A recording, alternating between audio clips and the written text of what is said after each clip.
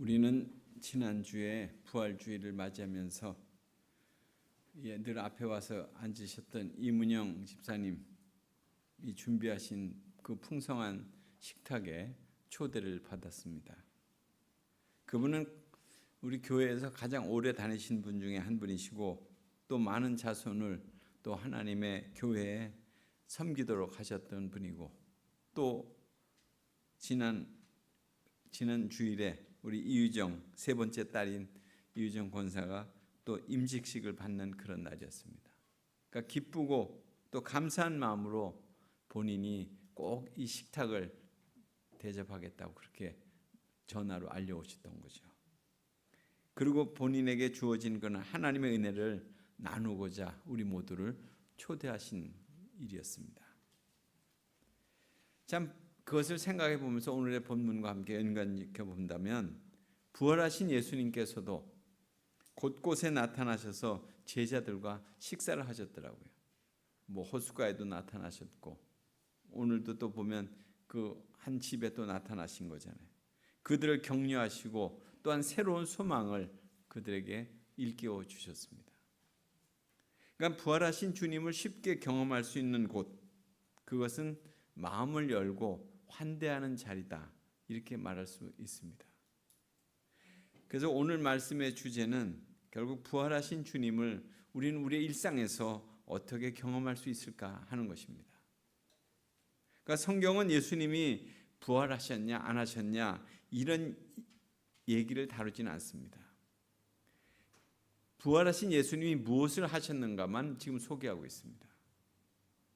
그러니까 그리스도인 우리도 부활하신 예수님을 어디서 만날 수 있는가가 중요한 거죠. 그래야 우리도 부활하신 예수님처럼 살아갈 수 있기 때문에 그렇습니다. 아직도 일부의 그리스도인들은 부활하신 예수님을 어디서 만나서 예수님과 함께 살아갈 수 있을까 이런 고민을 하기보다는 부활에 대한 사실 여부만을 이야기거리로 다루고 있습니다. 정말 부활하셨나? 정말 부활하셨나? 그런 얘기만 하고 있는 거예요. 그러니까 부활하신 예수님을 만나서 부활 신앙으로 승리의 삶을 살아가야 되는데 오늘 여기 제자들을 보면 자신의 과거의 이야기 속에 빠져서 절망과 우울의 그 마음을 가지고 그 길을 걸어가고 있잖아요. 그런 길을 걸어가고 있는 그 엠마오 길을 걸어가고 있는 그들에게 주님이 나타나신 거죠. 지금도 이처럼 엠마오의 길을 걷고 있는 우리들에게 찾아오시는 예수님은 자신의 부활 사건을 우리에게 경험키를 원하십니다.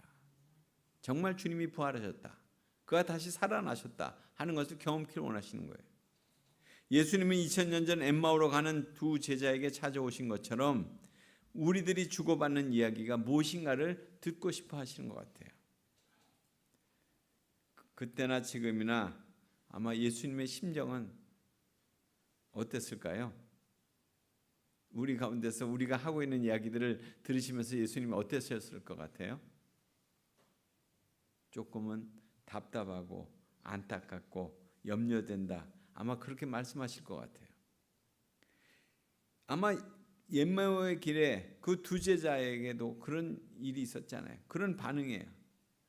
그들이 지금 예수님이 따라 붙어서 지금 말씀하시는데 그렇게 반응하잖아요. 예루살렘에서 있었으면서 최근에 일어났던 그 일들을 왜 알지 못하느냐고 그렇게 되묻는 거예요, 예수님께.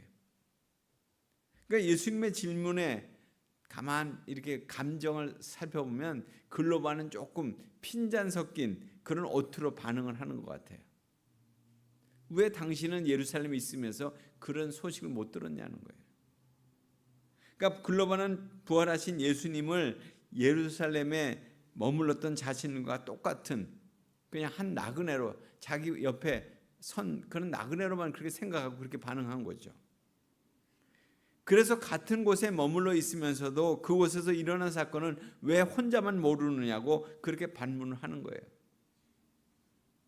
이는 예수님에 관한 사건이 예루살렘 안에 있는 모든 사람들이 다 알게 된 그런 아주 큰 사건이었던 거죠.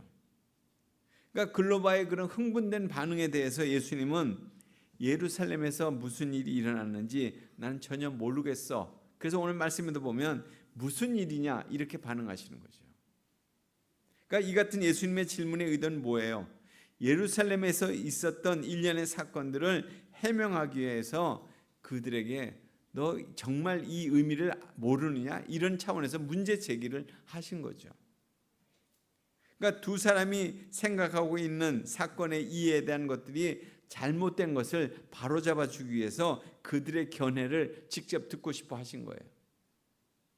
그러니까 예수님의 질문에 대한 대답을 하시면서 예수님이 하신 말씀과 행동에 대해서 제자들의 견해를 밝힙니다. 그 당시에 제자들은 예수님을 그냥 그들도 그랬죠. 능하신 선지자로 이렇게 지칭을 한 거예요. 그런 분이셨는데 종교 지도자들인 대제사장과 또한 관리들에 의해서 예수님이 십자가에 못 박혀 죽으셨다는 거예요. 자신들이 믿기로는 예수님께서 이스라엘을 로마로부터 해방시켜 줄 수 있는 그런 분으로 생각했는데 그렇게 하지 못하고 돌아가셨다는 거죠. 그러면서 덧붙이기는 그분이 십자가에 죽은 지 사흘 만에 여자들이 그 무덤에 가봤더니 그 무덤은 비어 있었다는 거예요. 그리고 천사들만 봤다는 거예요. 또 함께 했던 사람들이 또 무덤에 가서 보니까 여자들이 말한 바대로 그 무덤은 비어 있었다는 거예요. 그러니까 이 얘기를 가만 들으면 이 얘기 속의 주인공들은 한결같이 다 예수님의 부활을 믿지 못하는 그런 사람들이죠. 아울러 자신들과 동행하면서 대화하고 있는 그 부활하신 예수님을 지금 깨닫지 못하고 그렇게 지금 얘기하고 있는 거잖아요. 자기들 옆에 지금 서신 분이 부활하신 예수님이신데, 지난주 설교 가운데 예수님의 부활을 알아보려면 인식의 변화, 영적인 각성, 깨달음이 있어야 된다. 이렇게 말씀을 제가 드렸습니다. 영적인 깨달음이 있어야 되는 거예요. 그 당시에 이 같은 상황으로는 전혀 알아볼 수 없었는데 우리도 지금 여기에서 부활하신 예수님을 만나보려면 그냥 만나지는 게 아니에요. 그냥 만나지는 게 아니에요. 부활의 주님을 만나기 위해서는 그분을 진정으로 사모하고 소망하는 삶을 살아야만 만날 수 있는 거거든요. 예수님은 글로바와 다른 사람에게 그렇게 얘기하십니다. 선지자들이 말한 것을 마음에 더디 믿는 자들이요.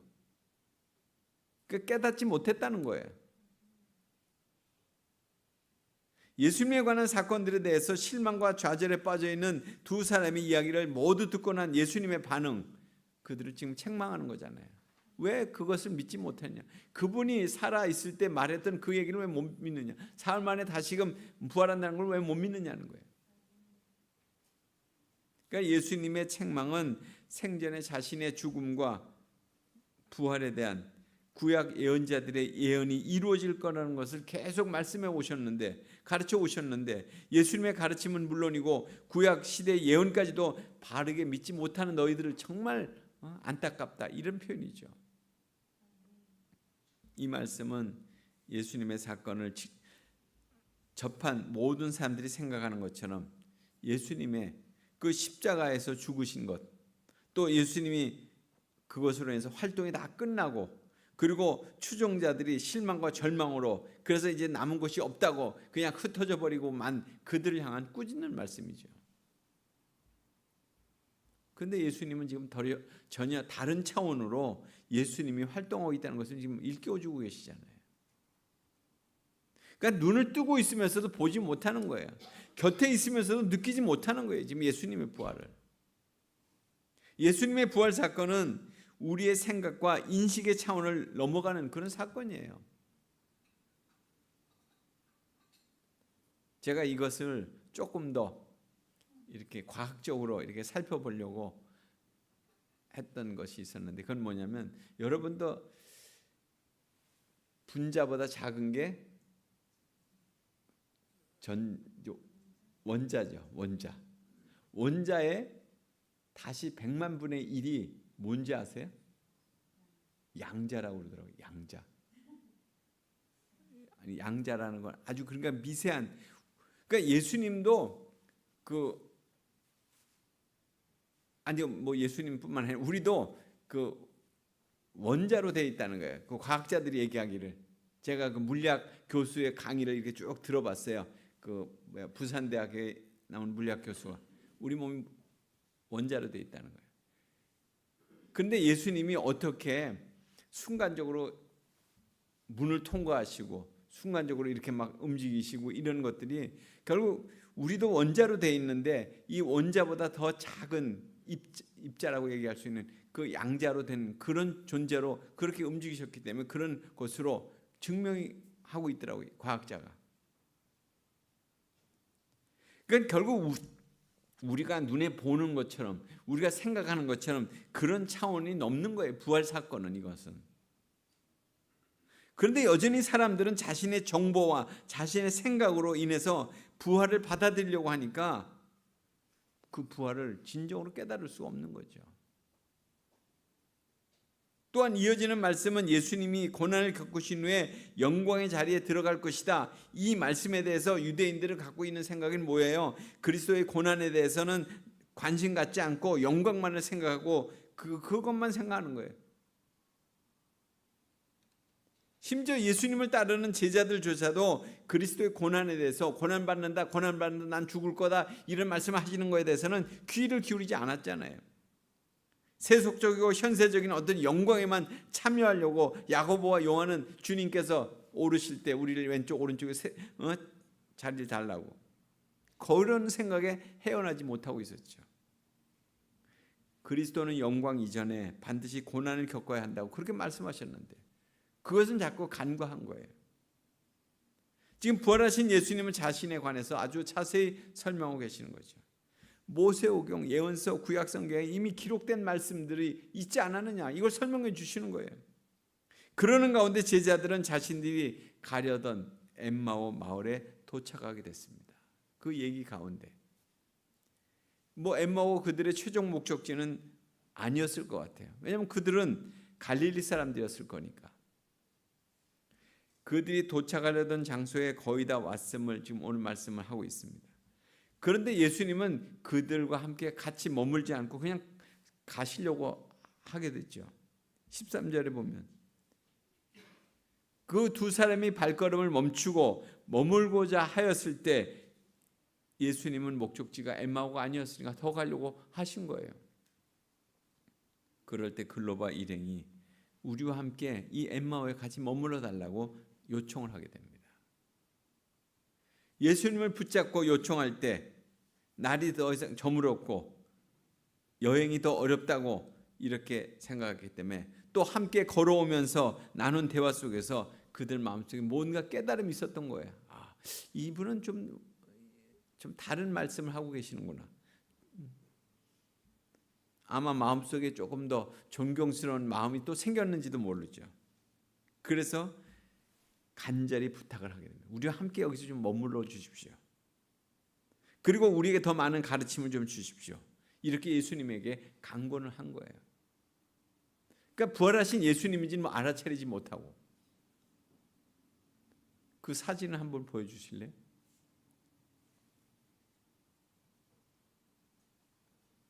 저렇게 지금 앉아 있는 거예요. 부활하신 예수님이 함께 식사하는 장면이 지금 보여지고 있죠. 떡을 가지고 축사하셨습니다. 떼어주시면서. 이 장면은 오병이어의 장면과 기적의 장면과 유월절 식사를 연상케 해요. 주님도 늘 그렇게 하셨으니까. 글로바 일행은 아마도 유월절 식탁에는 같이 참여하지 못했어요. 거기는 12명만 참여했으니까 저분들은 거기에 참여한 인원이 아니었죠. 식사를 주재하는 예수님의 모습을 보면서 그들은 아마 그 오래전에 벳세다 들녘에서 오병이어의 기적을 베푸셨던 그것을 아마 생각했을지도 모르죠. 그렇게 될 때 이 두 사람의 눈에 예수님을 알아보게 되는 그 요인이 바로 이 식탁에서 일어나게 되잖아요. 그 식사에 대한 기억 때문에 일어나게 되잖아요. 떡을 받아주는 순간 그들의 눈이 밝아지면서 예수님인 줄 알아보게 됐다는 거예요. 글로바 일행이 예수님인지를 알아보지 못한 이유는 뭐였어요? 눈이 가려워졌다는 거죠. 눈을 떴지만 그 영적인 눈이 띄어지지 않았다는 거죠. 그런데 예수님과 저녁 만찬을 하는 중에 눈이 열려지게 됐다. 그래서 부활하신 예수님을 알아보게 됐다는 얘기예요. 개역 성경에는 눈이 밝아졌다고 이렇게 표현되지만 제가 늘 읽는 메시지 성경에는 눈이 열렸다 이렇게 표현되고 있습니다. 눈이 열려지게 된 원인, 그들 스스로 열려진 게 아니에요. 타인에게서 원인이 있었기 때문에 열려졌다는 거예요. 눈이 열려지게 된 원인, 떡을 떼어주는 그 행위에서 알지 못하는 신비적인 어떤 능력을 그들이 깨닫게 됐다는 거죠. 결국 이 모든 것은 하나님에 의한 것이다 하는 것이 그렇게 얘기할 수밖에 없습니다. 이와 같이 글로바 일행이 부활하신 예수님을 낯선 여행자로 이제 보지 않고 부활하신 예수님으로 그렇게 보게 된 것은 두 가지 면에 어떤 상징적인 의미가 있는 것 같아요. 첫째는 식사 이전까지는 예수님이 낯선 타인으로만 그냥 보여졌을 거예요. 그냥 우리와 같은 여행자구나, 그냥 훌륭한 우리보다 좀 더 많은 것을 알고 있는 선생이구나 이렇게 생각했어요. 이는 이제까지 유대인들이 예수님에 대한 이해를 갖고 있었던 그 이해 그대로예요. 보통 유대인들이 그렇게 반응했으니까 예수님에 대해서 뭐 랍비라고 생각하고 있었으니까. 그런데 이제 예수님의 몸을 나눠줌으로 인해서 그들이 예수님을 만나게 된 거잖아요. 여기서 떡을 뗀다고 하는 것은 만찬을 의미하는 것이고 거룩한 친교를 의미하는 것이고 이 거룩한 친교는 코이노니아 속에서 예수님을 만날 수 있다는 거예요. 우리가 지난주에 성찬을 했습니다. 성찬에서 떡과 잔은 보이는 말씀이라고 그랬어요. 예수님의 살과 피를 경험하는 것입니다. 또 두 번째는 갑자기 눈이 열려진 것이 아니라는 거예요. 어떨 때 열려졌습니까? 말씀을 들을 때 열려진 거 아니에요. 32절에 보면 그들이 고백하는 바와 같이 길을 가면서 예수님의 가르침을 들을 때 그들의 마음이 뜨거워지는 감동을 받았습니다. 따라서 그들은 그의 가르침을 뜨거운 마음으로 받아들였어요. 그 낯선 길손을 대접하려고 했다는 것이 결국 예수님을 알아볼 수 있는 그 눈이 열려지게 됐다는 거예요. 예수님의 가르침을 열심히 받아들이고 예수님과 함께하기를 간절히 요청할 때 그 마음이 결국 부활하신 예수님을 만나게 되는 요인이 된 거죠.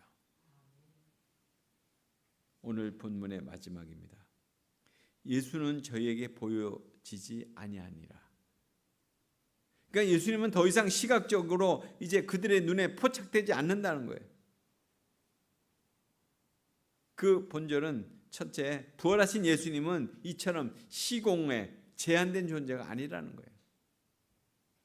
그래서 거기서 없어지신 거죠. 이러한 사실은 그들에게 환상이 아니라 생생한 체험이었습니다. 예수님과 함께 떡을 떼고 나누었던 모든 것들. 부활하신 예수님은 살아있는 생생한 체험으로서 만나되 시각적으로 보여지는 제한된 존재가 아니라 초월적 존재로 만나게 됐다는 거예요. 이게 부활하신 예수님의 모습이었어요. 둘째로 우리가 예수님을 만날 때 다 똑같은 모습으로 만나는 것이 아니라는 거죠. 여러 가지 모양으로 만난다는 거예요. 글로바 일행이 경험한 것처럼 낯선 어떻게 보면 길손과의 만남이 어떻게 됐어요? 예수님과의 만남이 됐잖아요. 뭐 그런 얘기는 창세기에도 나와요. 아브라함도 나그네들을 대접할 때 하나님을 대접한 거죠. 또 굶주린 이웃과의 만남, 마태복음 25장에 보면 그것이 예수님과의 만남이 될 수 있는 거예요. 그들을 대접할 때 나를 대접한 거다. 내가 그것을 마셨고 내가 받았다는 거죠. 따라서 이제 부활하신 예수님과의 만남은 시간과 공간의 구별 없이 부제한적으로 개방되어져 있는 초월적인 그런 사건인 동시에 또 어느 대상에 이렇게 국한되지 않고 구체적인 우리의 생활 가운데 경험될 수 있는 내재적 사건이 된다는 거예요.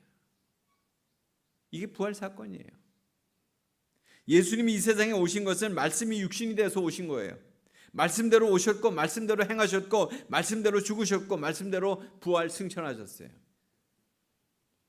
우리는 기록된 말씀을 지금 읽고 있습니다. 수많은 증인들이 보고 들은 것을 기록한 내용을 읽고 있는 거예요. 그리고 선포되는 말씀을 지금 듣고 있습니다. 하나님의 영감으로 기록된 그 말씀에 대해서 성령의 감동으로 선포되는 말씀을 듣고 있는 거예요. 그리고 우리는 보여지는 말씀을 대하잖아요. 성찬을 통해서. 이 성찬의 그림을 또 보여주십시오.